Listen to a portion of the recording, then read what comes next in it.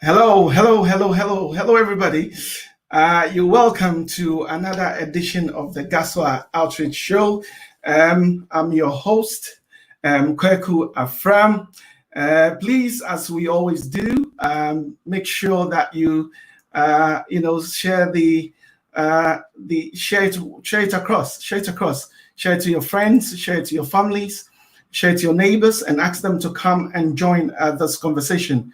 I'm hoping that you are able to hear and see us live. We are going to be right back.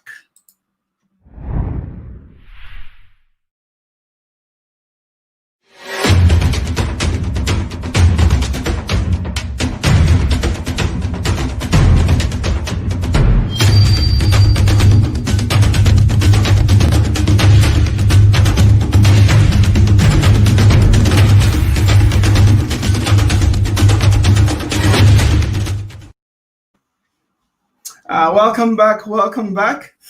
Yes, welcome to another edition of the Gaswa Outreach Show. And tonight it's like nobody's business. Today we are looking at a very pertinent topic that affects us. Yes, we know today we are looking, and tonight we're looking at that subject of COVID-19 and how it's affecting us disproportionately as a community, as the Black Asian minority communities. Yes, it's been 4 months in lockdown, and the statistics are frightening. The issues are disturbing, and the issues are worrying. I'm hoping that my guests are lining up and getting ready for us to get into today's conversation.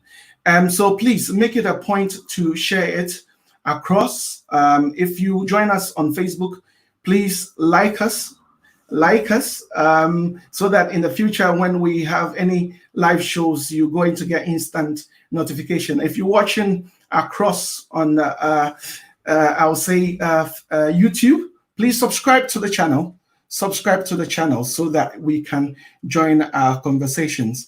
I'm going to see those who are watching us, and we'll be making an introduction very soon. Yes, so tonight's topic is quite important, and again, please do that. We are the Ghanaian Social Workers Association. We are the Ghanaian Social Workers Association in the Midlands. We call the GASWA for short, and what we do is that we work in the communities. Before lockdown, we were visiting churches, we were visiting organizations, and we were discussing issues of safeguarding and various topics that affect our communities. We are about preventative work. And since lockdown, we've been doing our shows on Facebook and YouTube. Yes, we are beginning to also gradually go back into churches, because we've realized that there are a number of churches who are meeting on Zoom. So if people are meeting on Zoom, and these days that is the order of the day or the new norm, we are actually inviting people to let us know that if you've got you talk to your pastors, talk to your elders, if you're an organization, talk to your leaders, and invite us to come, and we'll come and discuss these issues that affect us. Tomorrow we are going to be operating live, and I'll try and share my screen so that you'll be able to see some of the things that are happening. Tomorrow we are, as I said, that doing a live presentation. I'm going to try and share my screen so that you see some of the things that we are doing. So yes, let me share this. Okay, so as you can see there, let me make it a bit big, and then I'll take this off the screen. So tomorrow we are, it's a combination between Coventry and Birmingham SDA churches. From 4 p.m. to 6 p.m., we are going there to talk about preventing neglect and abuse within the church. So as I said, that we are operating within churches. So please, as I said, make it a point to share, things around. Without much ado, I'll be bringing on our guests very soon so that we enter into our conversations tonight. I'm super excited to bring in my guests, and I think that they are getting ready. Right. So I'm going to bring in all my guests are ready right now. Wonderful, wonderful. Okay. So without wasting any time, can I start introducing our guests? I'm going to start with a special doctor that we have in our midst. So, hello, Dr. Ben. Hello. Hi. Thank you very much for having me on the show. Thank you. It's a delight to have you here. How are you? Yeah, I'm good. I'm good. I'm not a social worker. I'm a clinical psychologist. So I hope I have something to contribute to the discussion. Also, I'm not Ghanaian. I'm Irish, but I'm based here in London. So yeah, it's an honor to be here with you. Absolutely. And we are also quite delighted to have you with us. And today we'll be having an interesting discussion. So thank you very much for joining us. Without wasting any time, let me switch over to another gentleman. He refers himself as Martin Luther King. Let me take this off. Martin Luther King. Hello, sir. Oh, hi. It's a delight to have you, Mr. Martin Asamoah. Oh, hi. My name is Martin Asamoah. I'm a social worker, or you can refer to me as Martin Luther King as my nickname. I'm yes. Here, and I hope that tonight's discussion topic is going to be very interesting one, very educative and engaging. Absolutely, absolutely. We know that when Mr. Martin is in the house, it is going to be interesting. Mr. Martin, ladies and gentlemen, is one of our outreach people. He's a member of the Ghanaian Social Workers Association, GASWA. Last but not the least, let me bring on my mom. Hello, ma'am. Hello, Sam. How are you? Fine, thank you. Ma, every time we see you, it is a pleasure to have you. So let me check with you, ma'am. If you can move up a little bit, if of course you can move it up a little bit because you are a bit short on the screen. Yeah, if you could bring mom's face a little bit onto the screen, we can see her and we can hear her. Hello, ma. Okay. I think she's muted. Let me unmute her. You are muted. Let's try and unmute you. Is Agosia there? If she can unmute you. Okay. We will come back. We will come back. We will come right back as we try and resolve the technical issues over there. We'll come right back. So, as we've been saying that today's topic is going to be interesting, I'm hoping that we would get into this discussion today. Before we get any further, I think that it is important that in terms of today's discussion, we show you a little clip. We're going to show you a little clip.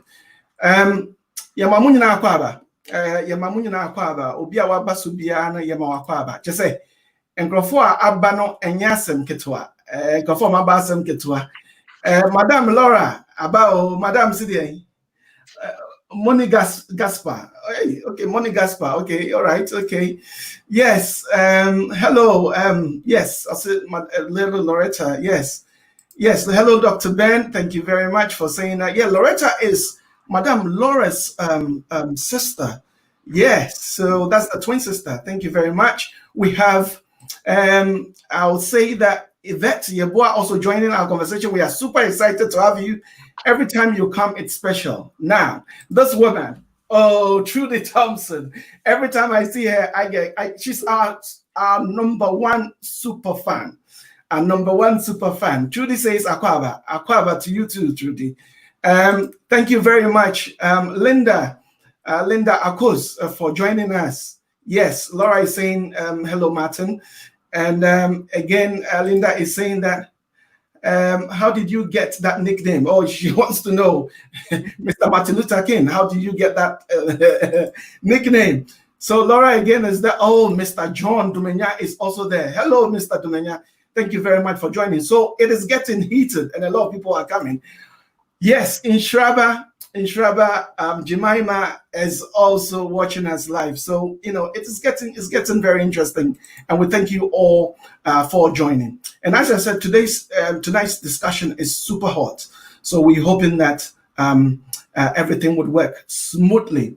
Now, before we get into our discussion again, as I said, I would hopefully want to show you a little clip as we continue with our program. So without much ado, I'll show you a little clip about today's topic and hope that it works. It works well. All right. So gonna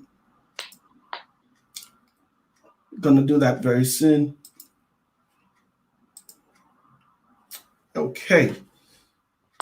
Dr. Irfan Malik has been a GP for 22 years. He's learned to rely on his instincts, and for some time, his instincts have been telling him that his patients from blank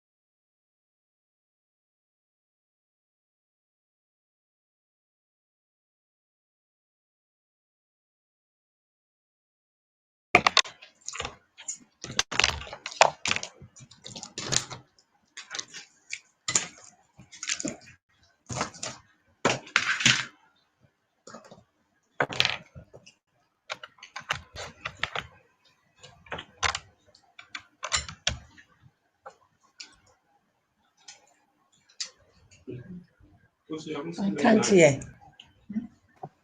Let's see.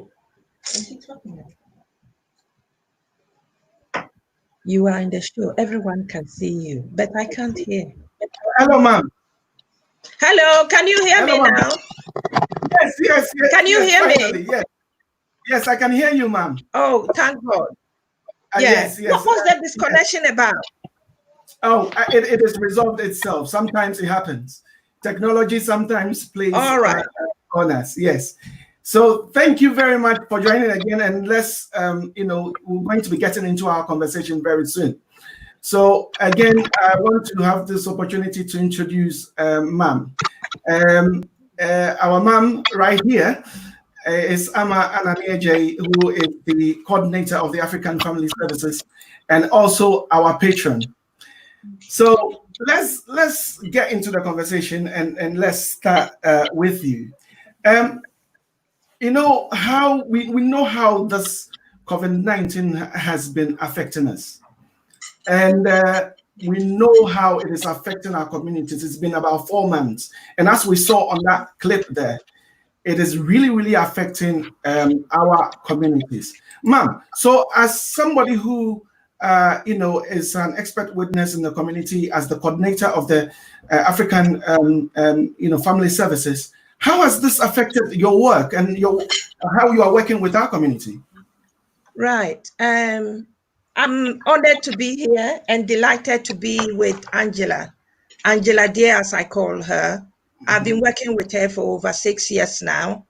Wonderful. Is her student, supervised by herself, who recommended me for the Lifetime Achievement Award.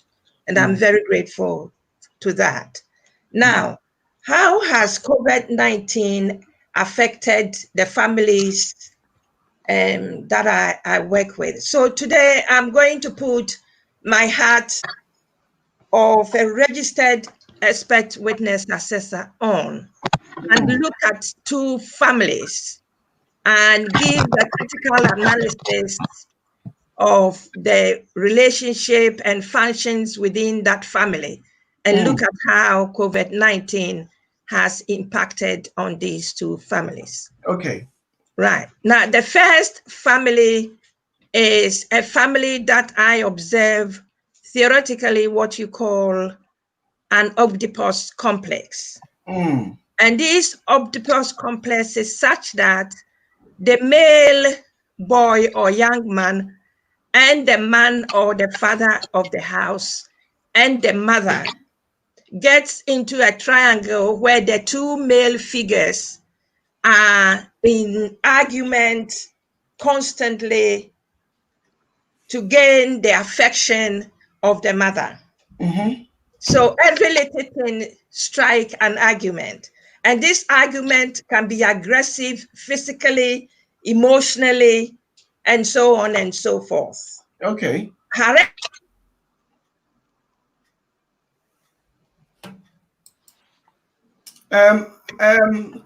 Ma, you are muted.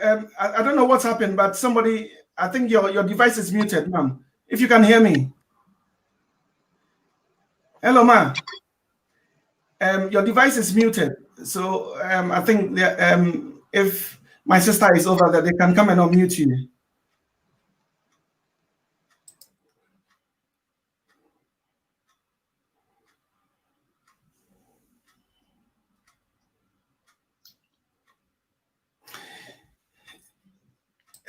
Yes, unfortunately, I've not been able to unmute. So I think we will come back. We'll come back to ma'am when her device is unmuted. I know my sisters are in the background. Akuma, if you can hear, please, can you quickly come and unmute ma'am for us? Because unfortunately, I can't unmute her from here so that she can carry on with that conversation. All right. Okay, so I think in the meantime, as we try and resolve that, we will come back quickly. Let's acknowledge again those who have taken the trouble to, I should say, tune in. Yes, okay. So Trudy is saying that we can hear you. All right, so that is good that you can hear me because I was muted for a while. Diana Yaobafo is saying that, hi folks, hi back. All right, so let's get into this conversation. Mom is still unmuted. She's still muted. Get into these conversations. Give your comments about how this COVID-19 is affecting us as a community. So please, if you come, please join that conversation and let's carry on. I'm hoping that this would resolve. Yes, I think Mom is now unmuted. Let's see. Hello. Can you hear me? Very faint. Your sound is very, very faint. I don't know what's going on. I can hear you faintly, ma'am. If I can hear you faintly, ma'am. It's quite faint over there. We'll come back. Let's try and resolve that, and we'll come back. Let's bring Martin into the conversation for now, and then we'll come back. As you know, hello, Mr. Martin Luther King. Hello. Yes, I know that we're having a little bit of technical issues with Mam's microphone at the minute. But again, we're looking at the same topic, and we're looking at the same question here in terms of how COVID-19 is currently affecting us as a community. Do you want to show and throw a little bit light on that? Okay, thank you. Okay, so as you are aware, at the beginning of the COVID situation, which is about 4 or 5 weeks ago, we did a similar program. At that time, we were all learning, even health experts were still learning about the COVID-19. And I can still say that even the colleagues from the health sector are still not even well informed about the COVID-19 mode of transmission and impact. Okay, but based on available information and statistics, at least we can confidently understand in terms of the impact on our community as Black and ethnic minority group in the UK. Okay, so UK is a reference point for this particular topic and discussion. Okay.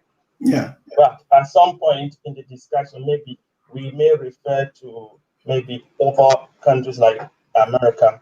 Okay. So what we do know is that, and this is well documented, that racial and ethnic minorities have had historically less access to health services than the wide counterparts. Okay.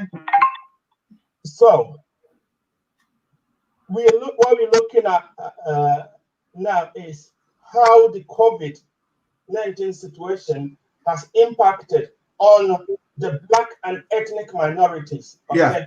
Okay. So, so racial and ethnic minorities have had historically less access to health services than the white counterpart. This is where researched evidence. Okay.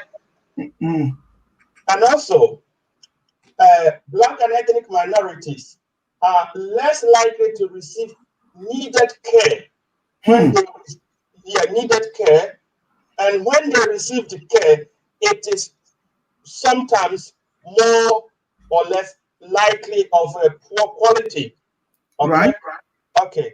So we can then delve briefly into systemic discrimination and racism. Okay.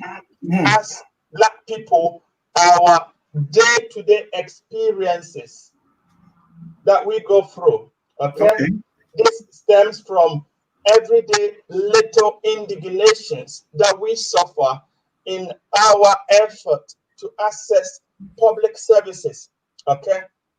So, in a nutshell, the whole COVID situation has on surface magnified and exacerbated what we already know: social inequalities that Black people suffer on day-to-day basis.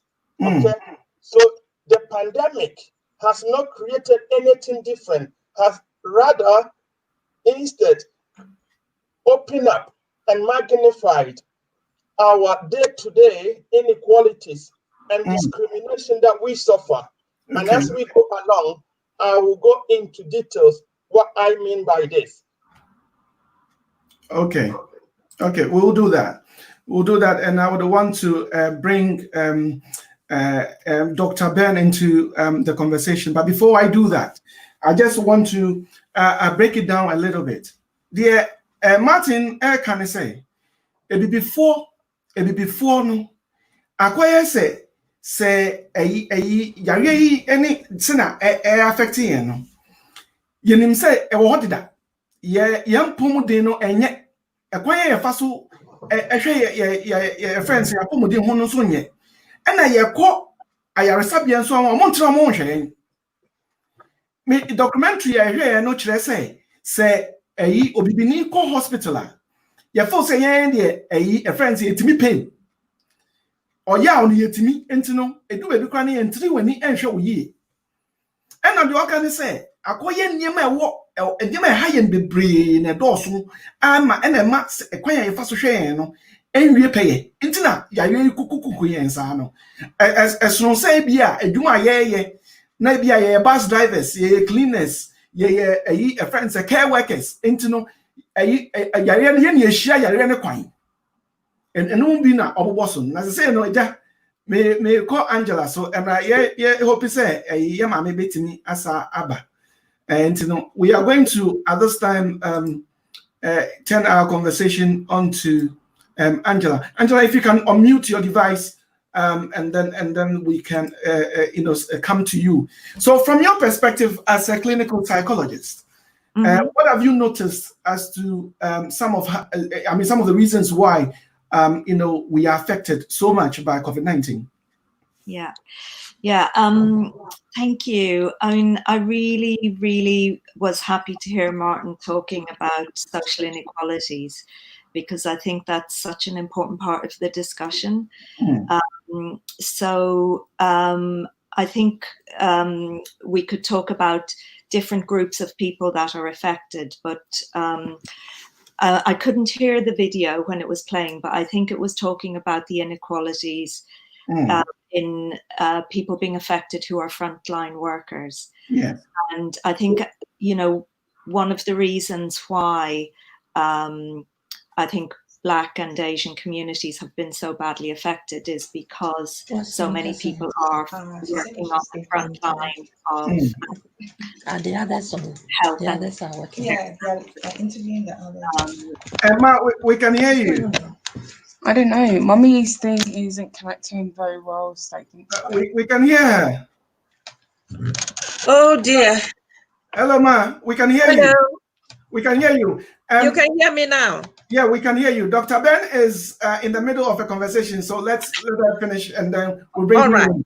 All right then. All right. Okay. Thank you.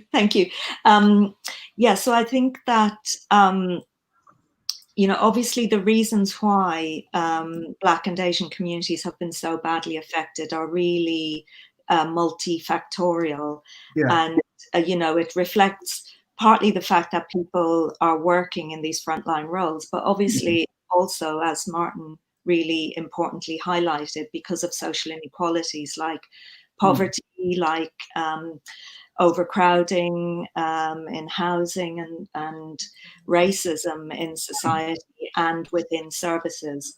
And I think one of the things I've noticed in providing emotional support to colleagues working in frontline health services is that people are really frustrated by the attempts to explain the disparity in terms of really simplistic factors like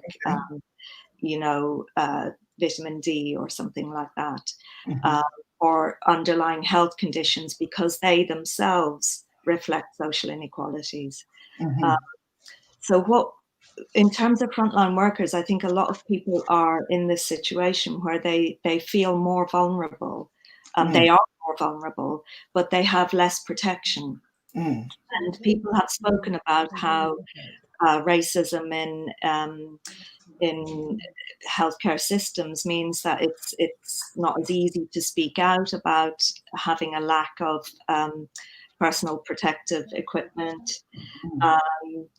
So people are under a lot of stress coming to work, and it's something that people are really feeling anxious about. It can be quite traumatizing working in those frontline roles through the pandemic. Another thing I'd really like to mention, which I think is very, very important, is about bereavement and loss. So, because Black and Asian communities have been more affected by deaths from COVID, it means that people are experiencing sometimes multiple losses and bereavements. And that can lead to, you know, sort of complicated grieving later on. I think obviously the way in which funerals had to happen was very difficult. I lost somebody, you know, a dear old colleague during this time, and I couldn't go to the funeral. The funeral was on Zoom, you know. So, you know, people couldn't go to funerals. People are away from their loved ones. So people are dealing with all of that and kind of coming to work in the front line, worried about people back home. And yeah, I guess also just to say that there's a big mental health impact potentially to being in lockdown, because we know that social isolation is very bad for mental health sometimes. And so for people who have pre-existing mental health conditions, that could have been very difficult. We know that there's also been a big rise in things like domestic violence. And children and young people missing out on social interaction, missing out on school and education. That also, how well people manage that or how badly people are impacted by that also reflects social inequalities, as we know. So those are just some of the things. But I think, yeah, I've probably said enough there. I'll let Auntie Amma resume what she was saying, maybe. Yeah, I'll bring Auntie Amma into the conversation. Now, Dr. Ben, all can I say? Hey, I'm say Auntie Amma a device ni asa good. Dear Dr. Ben, can I say?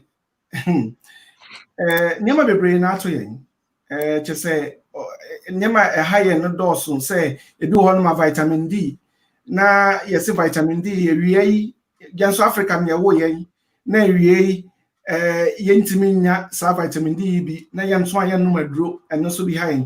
Na de no oka otwa oditwa to okra ne say nkrofo a omo bibie free mu a omo ntimi ankonko esi omo yie omo ntimi ensu omo ntimi ankonko je omo kwan enti edinsem bebre na aba enti yebekọ ye maame so yebekọ ye maame say ma wey no ye mute ni biom enti ni ye ba so kakra hello. Okay. Yeah. Yes. What I was saying was looking at wearing my hat as a registered expert witness assessor, yes, and assessing 2 families I'm going to talk about in the community, give an analysis of the functions and relationships in that family and how COVID-19 has impacted on intervention with those families. Okay. And I was talking about the first family. I observed the theoretical concept of Oedipus complex. And I was trying to explain what my observations were. The Oedipus complex is where the young man or the son of the house and the mother and the man of the house. So what happened is the 2 male characters go into argument and conflicts to gain the affection of the mother. And this happens particularly in the matriarchy household. Because the matriarchy household, the inheritance is through the mother. And so very often you get the man thinking that you are paying a lot of attention to the son and not to him. And this, in many cases, can even lead to divorce if there is no understanding or interventions. And if the son or the male figure is the biological son of the man, the interactions can be contained and you'll be able to work with the family easier than if the young man is the step son. Okay. So in this case that I'm going to talk about, the young man was the stepson. And the relationship between the young man and the stepfather were so explosive to the extent that we had the family proceedings and the criminal proceedings involved. So the report that I was writing was going to be used in the family proceedings and the criminal proceedings. Okay. Because the relationship between the two developed to hatred. And you know, with hatred, you want to get rid of that person and take that person's place. So what happened was this young man went and put washing up liquid in the soup that the mother was cooking. Hey. So the mother has, got some soup and given to the husband to eat, but was about to take some soup for herself and the rest of the sibling. The young man then goes to the kitchen and tells the mother that he doesn't want the mother to drink the soup with the siblings. Hey. So the mother asks why. Why? And he had to come out because he didn't want to see his mom and his sibling dying, but want to see the man because the conflict is between him and the man of the house for the affection of the mother. Hey. You get what I mean? I'm following. I'm following. Yes. So the man then got angry and slapped the boy on the face, damaging the tympanic memory or the eardrum. Hey. That's how the criminal proceedings came in. Okay. So you then have to prepare the mother for the possibility of a custodial sentence because this is assault. And then you have to work with the other siblings to understand the anxieties in the house and why that anxieties has arisen in the first place. Now, under normal circumstances, you would very easily say that you are recommending a parenting program. Or you yourself would take some interventions on. Yes. Now, because of COVID, one, you struggle to get a culturally appropriate parenting program. I say culturally appropriate parenting program because it's a key. When you are referring African families, particularly to parenting program, it is detrimental to recommend parenting programs which strip them of the skills that they have completely. Hey. When you tell them that they have nothing good to offer, and then you come out with your intervention. It dehumanizes them, it makes them feel inferior, and in many cases, they don't learn anything. Yes. So, struggling to get a parenting program face-to-face under normal circumstances is difficult.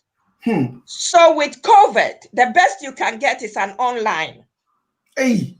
And if the person online is like myself, who needs his children around him to tell him, teach him how to connect, then you have a serious problem.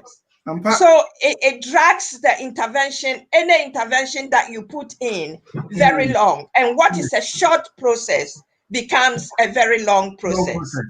That is the impact of the COVID on the recommendation one makes as a registered expert witness assessor.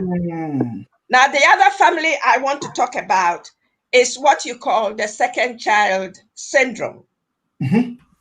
Now, this second child syndrome can bring so much dysfunction, hatred, jealousy, and envy in the family if the parents are not aware of what is going on. In the accounts, particularly, the first child have a particular role and in fact has a name, which is PSC. The second child hasn't got none of that. And the last born has one because the last born is spoiled. So he or she is called Ketchling. Yes. Now, this second child syndrome arises when the second born tries to undermine the first born for whatever reason. How does he do it? He tried to get favors from the other siblings and let the other siblings see her, the second born, as the good one and the firstborn as the bad one. So the second born then together with the rest of the siblings make decisions without informing, let alone consulting the firstborn, who is in fact the lead of all the siblings, and it's likely to take over when the parents are not around. Okay. So the second born constantly does this. For whatever reason, we don't know. But that is part of the dynamics of the family. Okay. Now, in this sort of situation, if the parents support the second child in undermining the first child, what happens is that the family then becomes fragmented. And this goes on, and when they grow up, you see that this sibling is not talking to that sibling, the other sibling is not talking to the other siblings. So you have siblings who are not talking and seeing each other. Because when these dynamics started, the parents did not nail the anxiety and discussed it. If you have a parent with wisdom, the parent will tell the second born, this is your first, your senior sister. Wouldn't you penny in me? And yes, so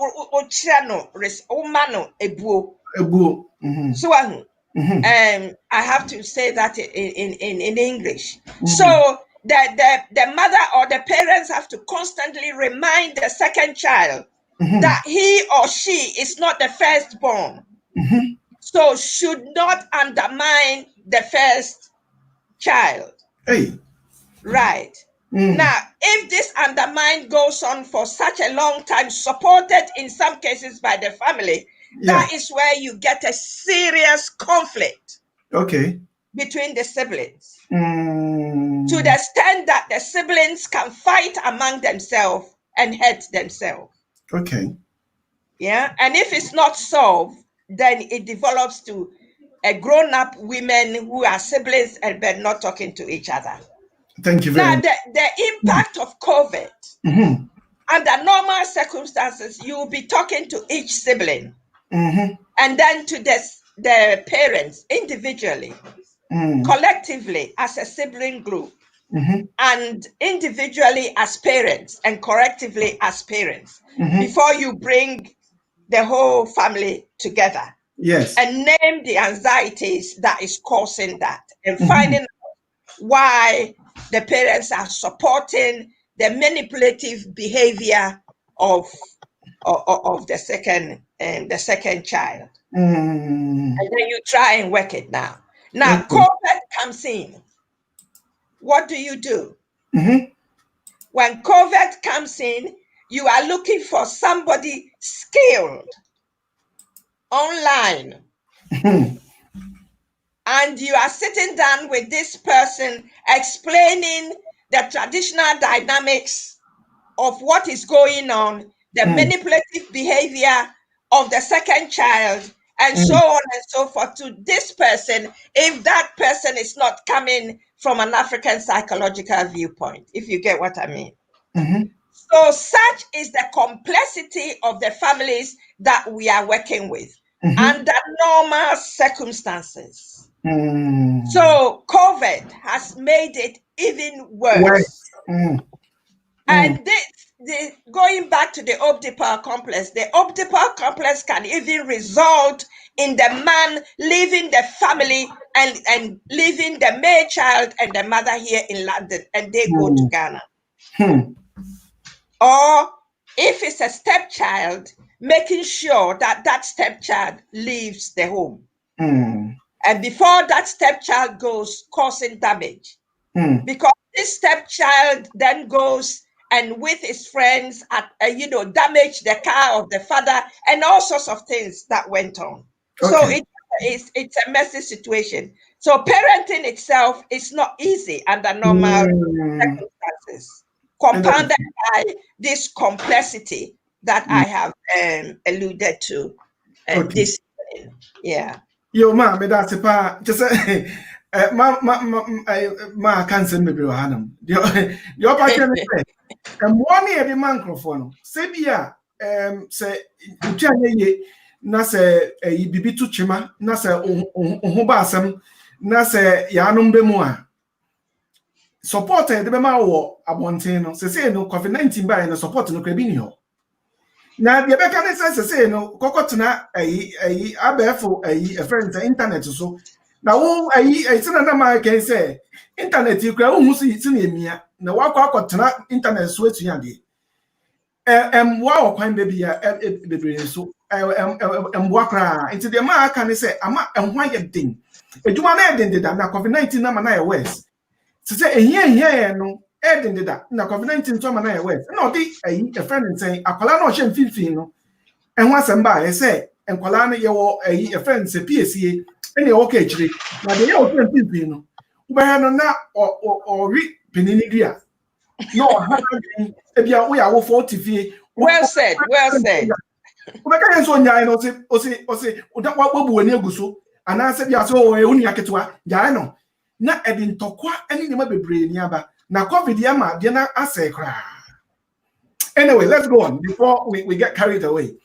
Now, so coming back to our conversation. The Optipa complex. Kwaku explain the Optipa complex because that is very dynamic. But you know, we one can explain in Optipa complex the me who better me. Optipa complex and no eye near Bema no wofie no ene ne ba Bema no omu nyina pese omu maame no epe ono asem eche ba no. Okay. Enti mbibia no na memba no mienu no omu ko.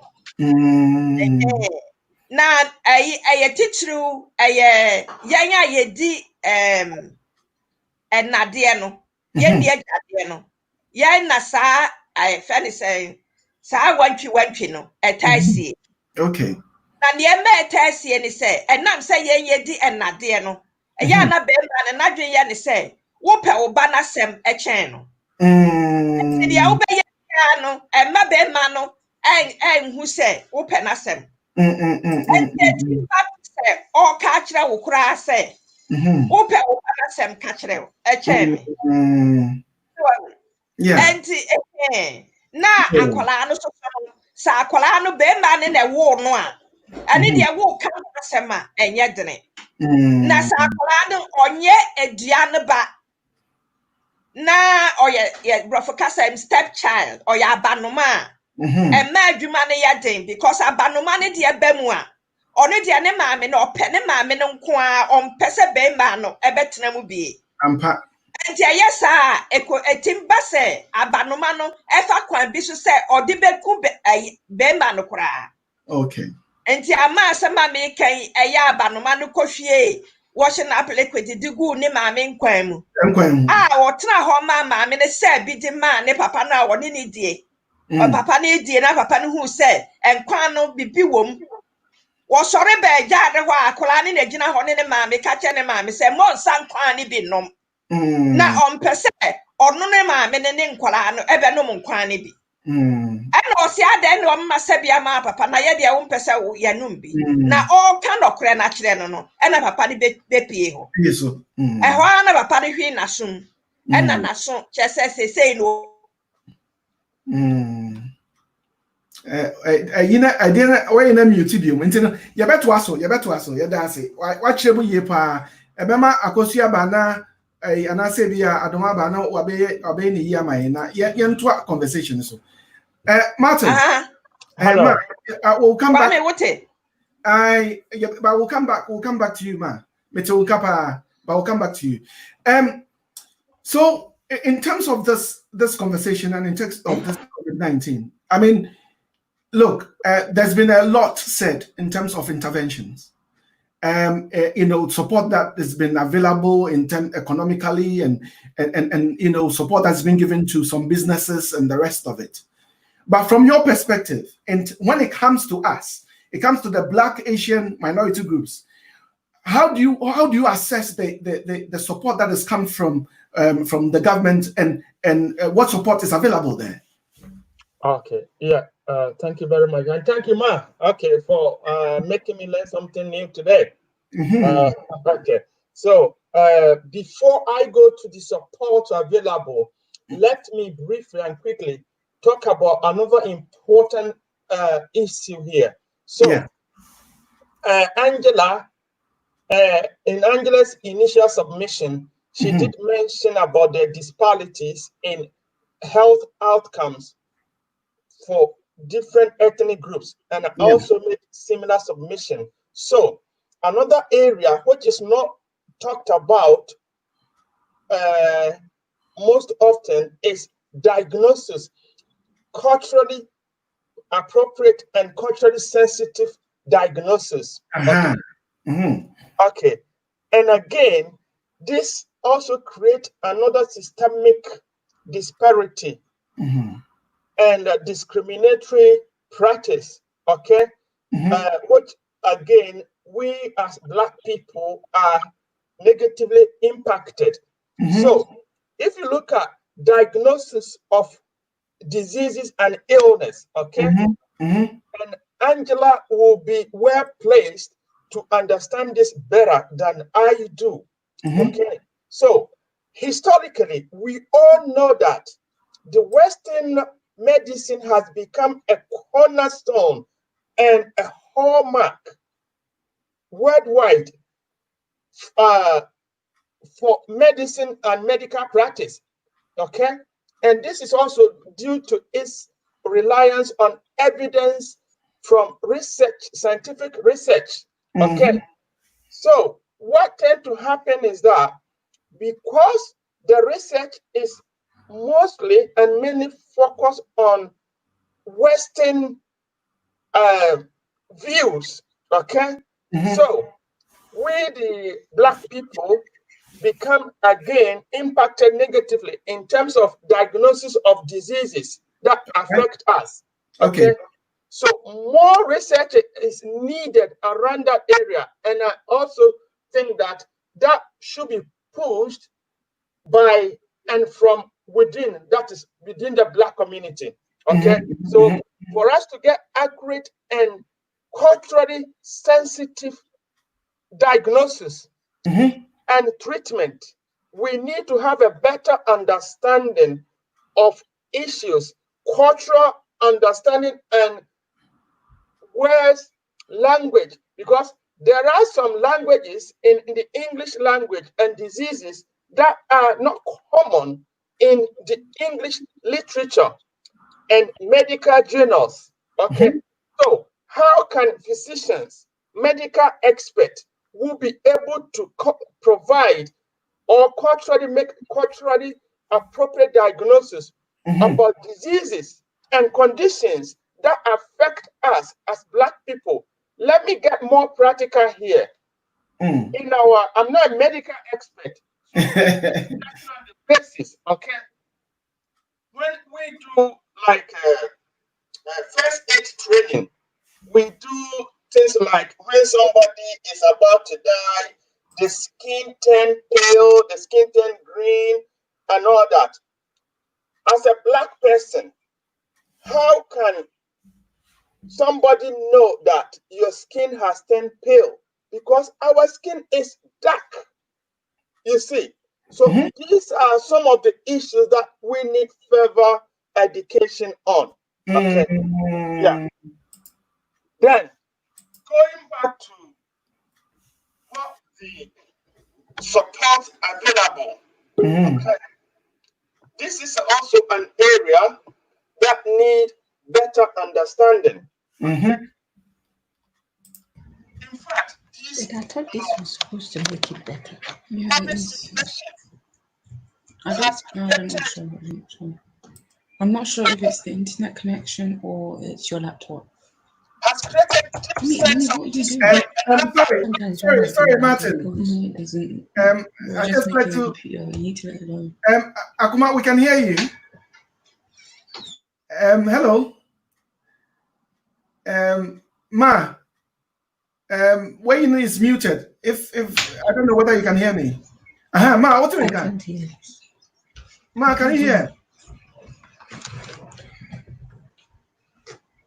Okay. Martin, carry on. Okay, so Angela mentioned it earlier. Okay, and we all know that either we know somebody who has been who has suffered as a result of the COVID, or we've heard either colleagues. So overall, we have been much impacted negatively as a result of the COVID-19. And the mood and experience of the BME, Black and Ethnic Minority Community, reflect deep sense of dismay, anger, loss, fear as groups, as we are hard hit by the COVID-19. Okay. Yeah. So, going forward, we need to develop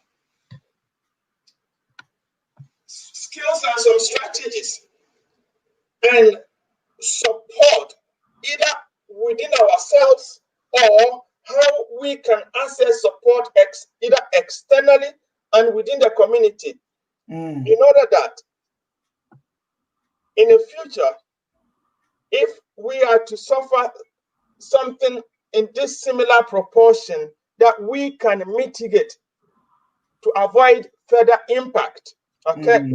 Yeah. So we need to have a radical thinking of approach as a community. We shouldn't allow the impact of COVID-19 to define us. We should, as a Black community, we shouldn't allow poverty, discrimination, inequality to continue to define us. Of course, this is our everyday life. This is our everyday experiences. But we can do better. Okay. When we come together. If we come together, we can do better. Thank you very much. In the interest of time, and I know that this is a very passionate and a very sensitive topic, and we would be going on for the rest of today, but we want to bring Angela into the conversation. So Angela, if you can unmute yourself, in terms of the support available, what have you seen in the community in terms of support available? From the government, from communities, from people. Yeah, I mean, I guess what we have to remember is that we went into this pandemic after years and years of austerity and cuts to services. And so services were already inadequate. And as Martin mentioned earlier, with unequal access for Black and Asian and minority ethnic communities. So it was already not a good situation before this started. Yeah. And so I suppose just in the interest of time, one of the really key points that I would like to make is that the most incredible response and the most comprehensive response seems to have come from communities themselves, from the kind of mobilization of churches, mosques, local mutual aid groups, small charities. They have done incredible things, like setting up food banks and befriending services and, all kinds of really important things. And I think it's an amazing tribute to communities and to their strengths and cohesion that they were able to do that. I mean, it's wrong, of course, that people have had to do that when, services should have been more available. And I think that, in terms of mental health services, a lot of things just kind of moved onto online and telephone and so on, but it creates another set of inequalities. And I think Auntie Amma mentioned this earlier about, not everybody is, set up with the technology to be able to engage with those kind of online services, and not everybody has the ability to do that or the privacy in their own home. So yeah. Oh, and I just wanted to mention something based on one of the comments that somebody made that I saw coming across the screen. Somebody made the very important point that domestic violence has increased across all communities. That's not specific to BAME communities. And that's a very important point. So I want to thank that person for pointing it out. Yeah. Thank you very much for that comment. And I would want to bring Ma into the conversation right now.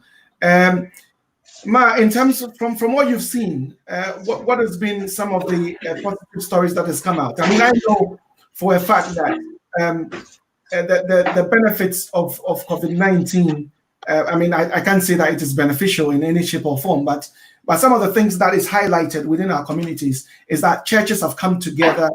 I know that my church, has made efforts to try and help people within our church group that have no recourse to public funds, may not be able to get any governmental support, and they're doing the likes of it. So, from your perspective, Ma, what are some of the positive stories that you've seen in the community?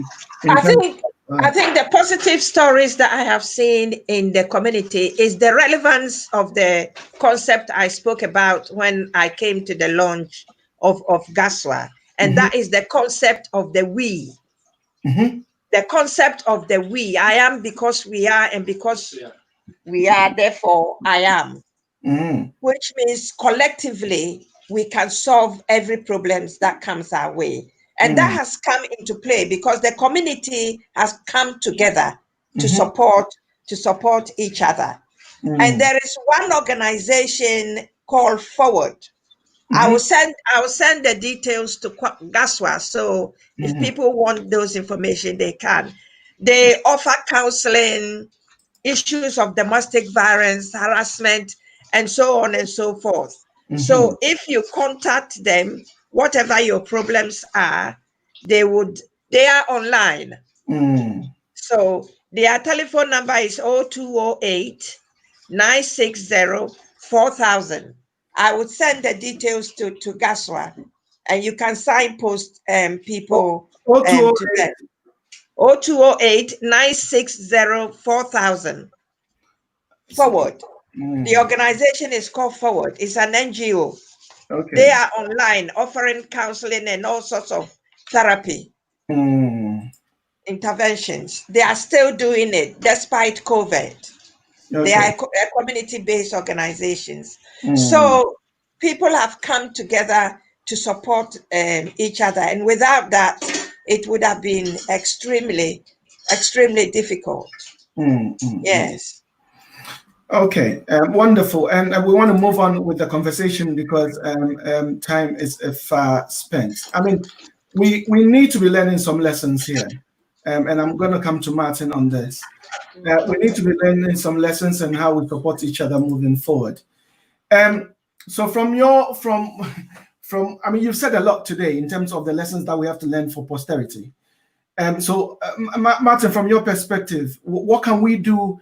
How do we harness this? How do we make it important? How do we, make it not a 9-day wonder, something that we talk about briefly, and then it goes away, and then we go back into the how we used to do things. Yeah, thank you. So that is what I said earlier, that moving forward as a community, what COVID-19 has highlighted, we should use it as an experience, as an opportunity. So the COVID-19 situation has presented us as a community with an opportunity to create fast, but sustainable and smart way of thinking to mitigate further impact as a community. Okay. And also, we need to also understand that dependency on external support, as we have for many years, depending on social support as a community disproportionately.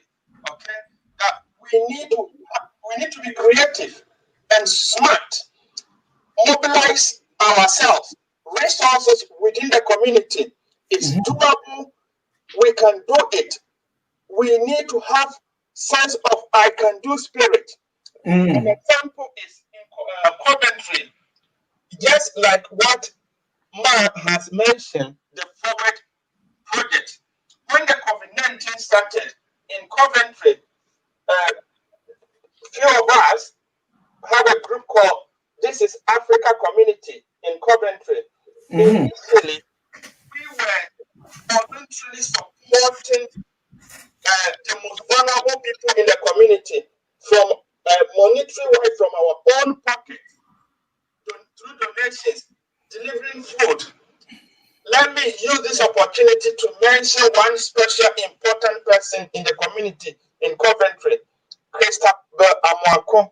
She is doing fantastic work in the community. Wonderful. Okay? Yes. So we did this for a few weeks. And then Christabel, because of it, that is her area, she was able to get funding. So through the funding, we created what we called Coventry Black Community COVID Task Force. Okay. We got a budget and we had task force coordinators. Each coordinator had a budget about £600, and we had about 10 to 15 task force coordinators. What we were doing was we were delivering culturally food to the communities, people who have been impacted, who have lost their jobs, who have got their hours cut down, okay? And we were able to reach out to these people, not only food delivery, but we were able to also offer them emotional and other practical support.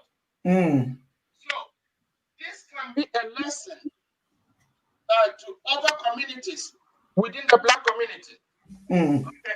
Besides that, we have created, all this came out as an initiative, creative way of thinking as a result of the COVID-19 situation. So we created Parents Against Youth Violence in Coventry. So all these are Coventry specific projects, which can also be learned across the UK. Okay.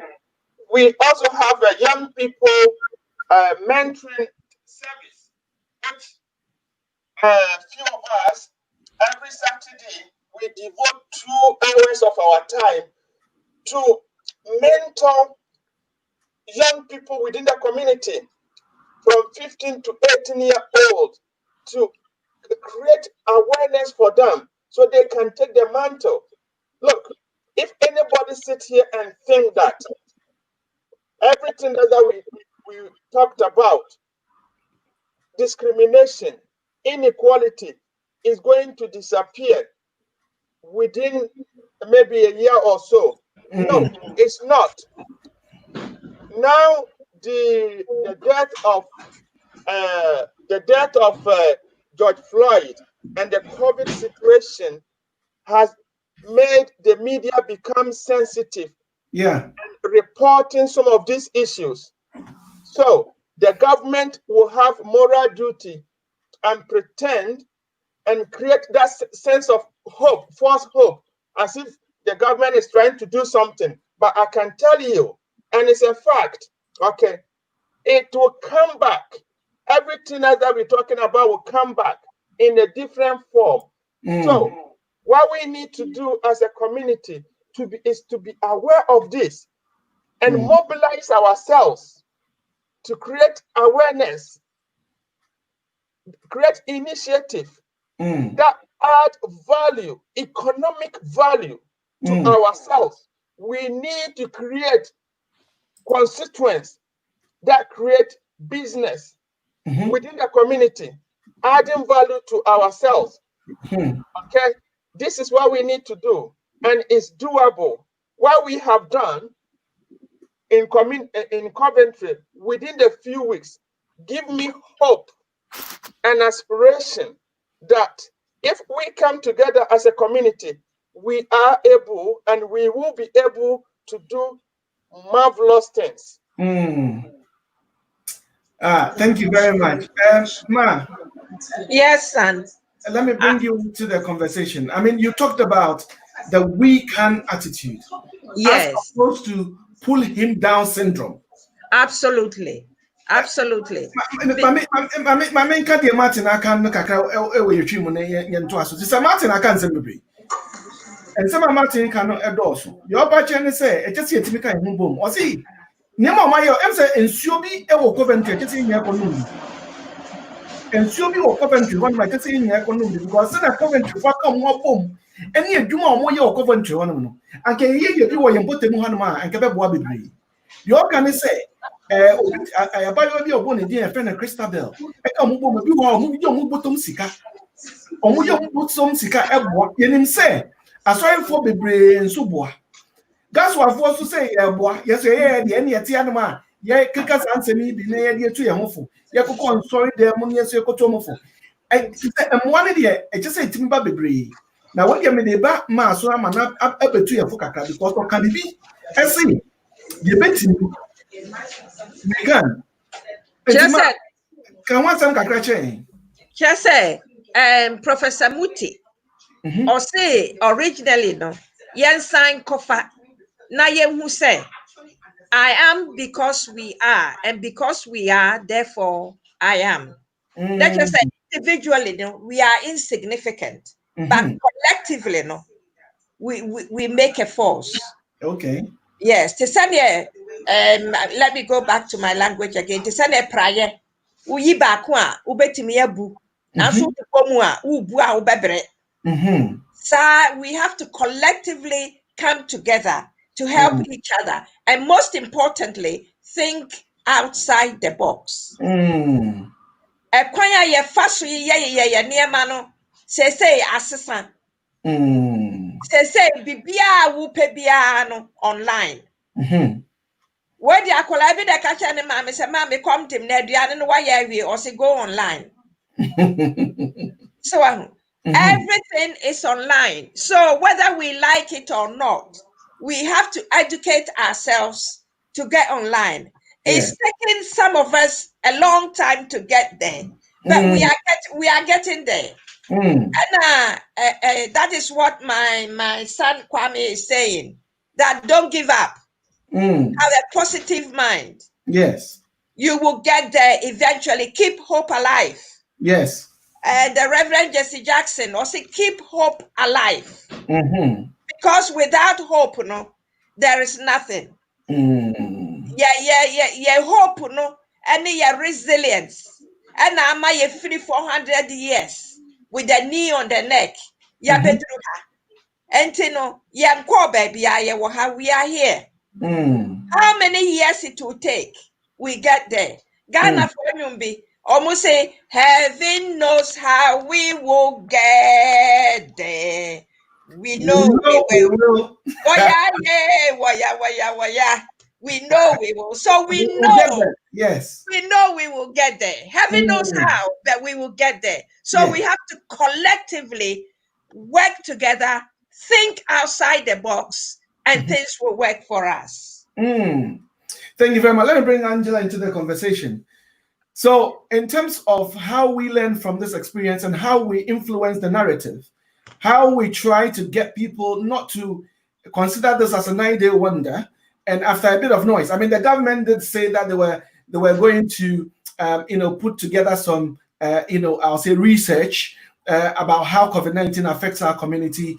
Now there is that conversation that people of the Black, Asian minority groups should be given risk assessment.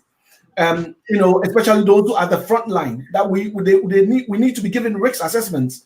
I don't know how far that is going to be practical, because at the end of the day, I think all the services are going to come to their knees if the Black people decide, well, we are high risk people and therefore we cannot be doing the frontline work.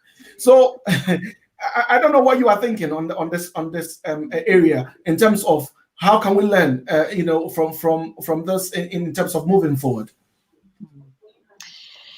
Yeah, I mean, on that specific point, I think, I'm not a medical doctor, but I think we don't really know exactly what makes people more vulnerable. But what we need to think about is protection for people.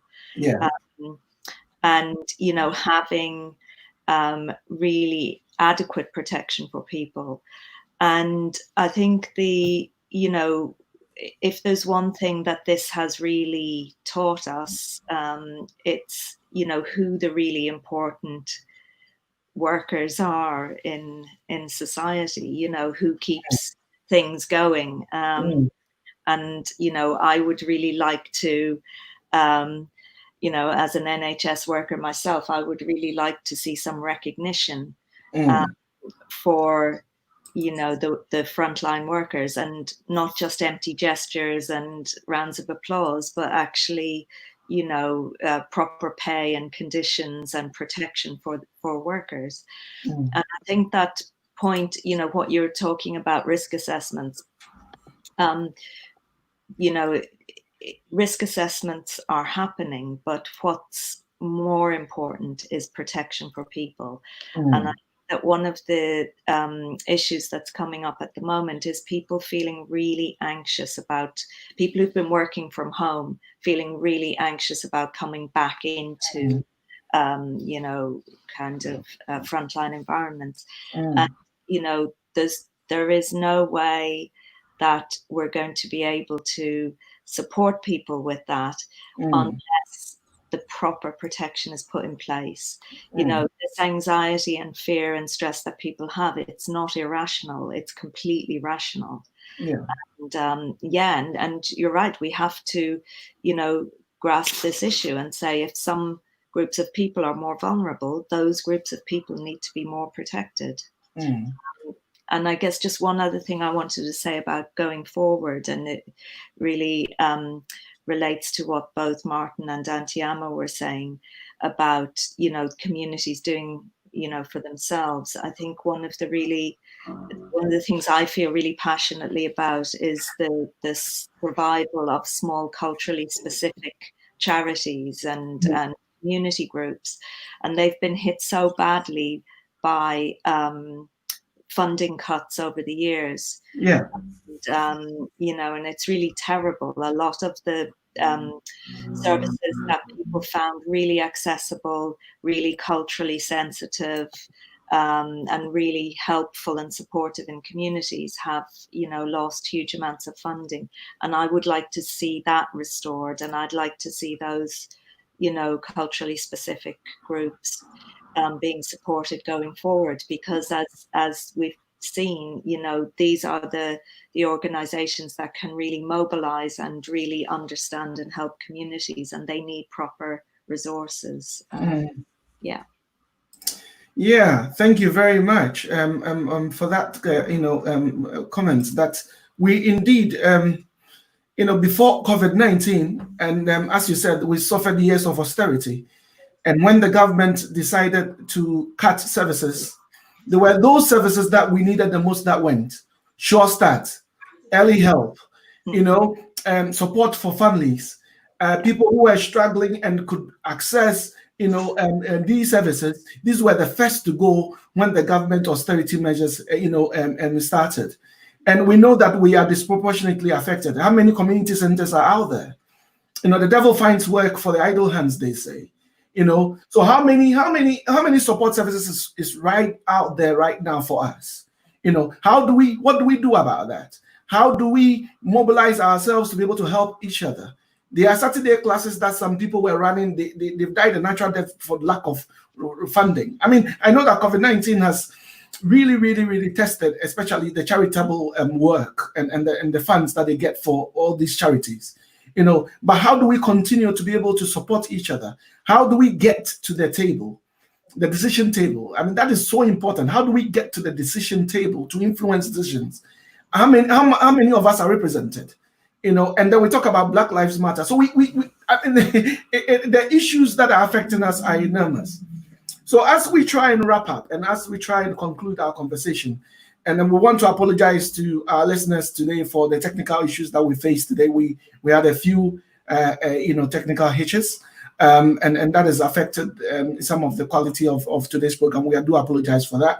We're hoping that in the future that those things are more resolved. We want to thank the comments. The comments have been massive. Somebody is busy writing essays. I can't put it on the screen because it's covered all the guests, the face of the guests. But thank you very much for your comments. Trudy, thank you for all the wonderful comments that you've put there. We've seen Mami Ekia, Iris, Laura, Bafo. Very, very, very good comments. And yes, Michelle, I've seen all your comments there. Thank you very much for those wonderful comments. Jemima, all the wonderful comments has been really, really helpful in today's discussion. So we thank you very much. So as we try and wrap up, I'm going to start with you, Ma. Yes. I'm going to start with you. Yes. COVID-19 has made me realize the relevance of a laptop. And I'm also aware that many of our parents and our sisters and our brothers have not got a laptop in their homes. You have families sharing one laptops and so on and so forth. So what I would say is that we now have to recognize that a laptop is now the second TV in the house. I think most households has TVs. So we also have to acknowledge that the laptop has also become the sister or the brother of the TV.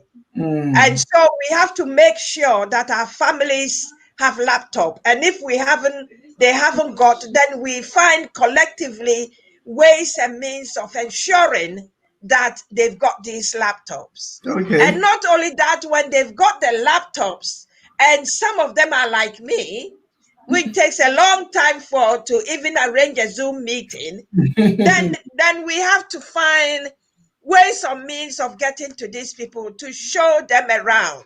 If they haven't got very young and active children like I do, to help them to maneuver their way around. But it is very, very important that in this new world, we all get ourselves a laptop to be the sister of the TV. It's very relevant because everything is online and we have to be thinking outside the box every minute of the day. Yo, that's it. Ma say, Yantobio, Sikana Yasi, the Quacosi Dine or Ghana. I don't see Yanto laptops on my mano. They say, in Palaiba Trefian, some Yamians, laptop economical. And Ma say, Sikana Yabu, I don't see the Cosi mansion or Ghana, and Hekrana Ufun cry and found corn. Yan Fanto Tony and my man. You're investing in our children. That is what she's actually saying. We should invest in the gadgets that makes it possible for our children to learn. Ma, that's it. Let me come to you, Angela, and then I'll wrap up with Martin as we finish. So, in terms of your final words, in terms of what we do as a community, as a people, as individuals, to try and make sure that this is fresh in our minds and we make positive changes that affect all of us, what would you say? Well, I guess I suppose picking up on what Auntie Amma was talking about, I think, one thing that has come out of all this new use of technology is that in some ways things have become a lot more accessible to some of us that wouldn't have been before. So, for example, me being able to join you on this platform, which is fantastic. And that there's been another amazing thing that communities have done throughout this period is to produce a lot of resources, learning, webinars, free conferences, all kinds of things like that that are now available to people. So I think that's been another positive outcome of all this. So, yeah. Wonderful. Thank you very much. And Papa Martin, can I come to you as we try and wrap up? Okay, yeah, thank you. Yeah, it's been very wonderful learning a lot from Angela, both Angela and Ma. Okay, so. Kwame, what mommy pa? Yeah, so just to sum up everything I said, okay, going forward as a community, we all know what we have been through. Okay. But the experience of COVID-19 has also created an opportunity for us to learn something different. So what we need to do as a community is to have a radical thinking, radical understanding, being smart, creative, and understanding that if we continue to do the same thing over and over and over again, we will also continue to achieve the same result. And we know from our experience as ethnic minority, our experiences has always not been very positive. Okay. So what we need to do is to start to beginning to do things in a different way, radical way of thinking. Action is needed to change the structure of society that we live in, creating impactful and culturally appropriate services within the community. It's doable, we can do it. We should not and cannot continue to be defined by our negative experiences, discrimination, poverty, and everything that we know. Okay, practical steps like petitioning, reaching out to our elected officials, our MPs. So the task now is, do we actually know who our members of parliament are? And I can say most of us don't. Do we know who our councillors are? These are our elected officials who make decisions for us with all good intentions and purposes. With all good intentions. Some of these elected officials who have very good intentions for us, but because of lack of cultural understanding, we need to reach out to them for them to understand us.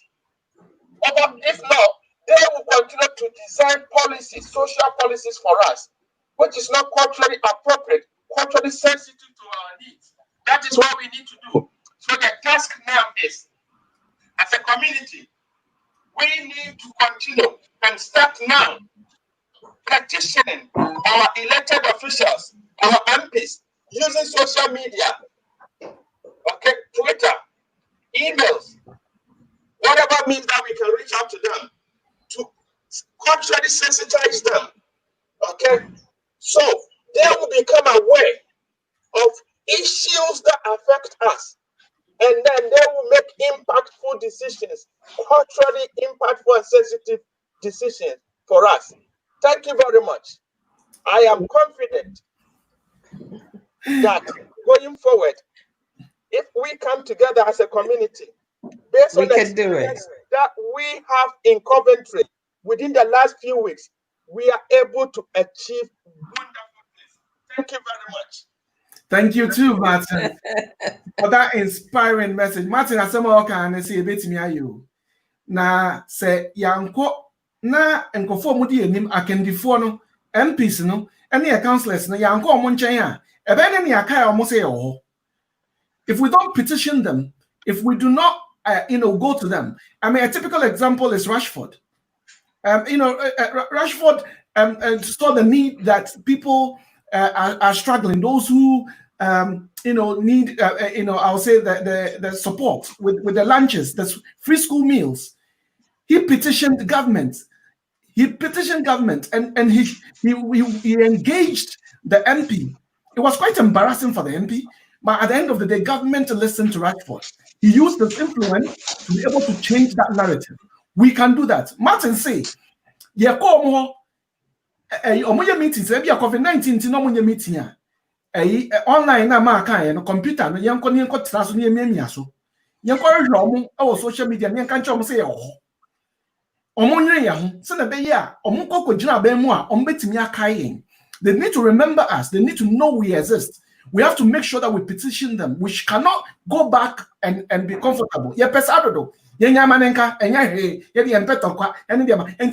They would continue to trample over us, but we need to petition them. Thank you very much, Mr. Martin, for that insightful message. On that note, I would want to thank my guests today for coming through, for taking time to come around, to be part of this conversation. Can I start with our mother? Ma. And then I'm making me proud. Kwame, why are there? Why are there? Thank you,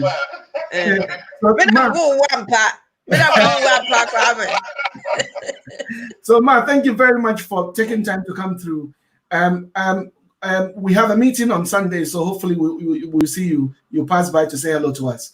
you know, as the Ghanaian Social Workers Association. So Ma, for now, let's say goodbye to you. Goodbye. All right. Bye. So yeah, we say bye to Man. Can we say bye to Angela, Dr. Angela Ben, clinical psychologist? Actually, I heard that you were the head of that. I'm not the head of anything. And also, we want to also just a regular psychologist. Oh, you are very humble. But we also really want to thank you for the life achievement recommendation that you gave to Ma. You know, and for her to be acknowledged for the wonderful work she does. So we are very grateful. You become one of our friends, so you are in our good books. So we'll be inviting you to come back. Thank you very much. Thanks for having me. Yes, wonderful. So goodbye. Bye. Bye. All right. So we say goodbye to Angela, and finally, Mr. Martin Luther King, the main man. You know. Sir. We are so grateful for you coming. We had a few issues with voice and a few issues with your technology, unfortunately, but we were still able to hear you. So thank you very much for passing through, and God bless. Well, I'll catch you on the flip side. So thank you very much for coming. All right, goodbye for now. All right, so all too soon, viewers, we bring our discussions to a close. We want to thank you very much for tuning in. So for everybody who took the time to share this message, please like us on our pages, because that's so that in the future when we bring you new shows, you will get the alerts and you get the notifications. So thank you very much. We are very grateful to our panelists. Angela, we said that you are very amazing, and thank you, and Madam, and as we said, thank you too, and we appreciate all of you. Thank you too, and thank you, Kweku, the host. Thank you very much also for that. It's been very informative, and we really, really appreciate your contributions on this topic. Next week, from last week when we did, we looked at, child abuse and culture. There were topics that came from that topic. One of the things that we wanted to look at is the issue of religion, culture, and how that impacts on children with disabilities. So if we are going to be looking at that. So we're bringing you next week another topic in terms of religion and culture and its impact on children with disabilities. I think that is going to be wonderful. So please, you do not want to miss that. Again, as we said, we are the Ghanaian Social Workers Association. We are coming back going into various churches through their social handles. And so if you've got a Zoom meeting in your church and you think that you need a discussion on these topics, please make sure that you let us know. Make sure that you let us know. We will do well to come and to educate ourselves and be able to talk to your congregation. Oh yeah, sorry. Oh yeah, cool. Na se upesa otu nsafre gaswafo but chobo modi answer obeto nsafre yebeba your numbers screen so numbers no screen so ofren yebeba yebaba na yabetu abetu ye honfo yetu ye honfo ya de se na nyina isunsia entino otu nsafre yebeba. So thank you very much for tuning in this evening. Thank you very much for the comments. I hope you shared it wide for everybody to benefit from this discussion. We are so glad that you took the time and the trouble to spend some time with us. So certain time next week, we're coming to you with that important topic of religion and culture and the impact it has on children with disabilities. That was one of the topics that came from last week's discussion. And also you wanted us to talk about positive parenting. So the following week, we'll be bringing panelists to come and let us know. We talk about, physical, sexual, emotional, domestic abuse. We talk about all those things all the time, but we also want to know, how do we do it properly? How do we do it? What's the appropriate methods of discipline? What is the appropriate methods of responding to our children? So without much ado, this is your servant, Kweku Afram, signing out. So God bless us all, and we will see you, God willing, next week.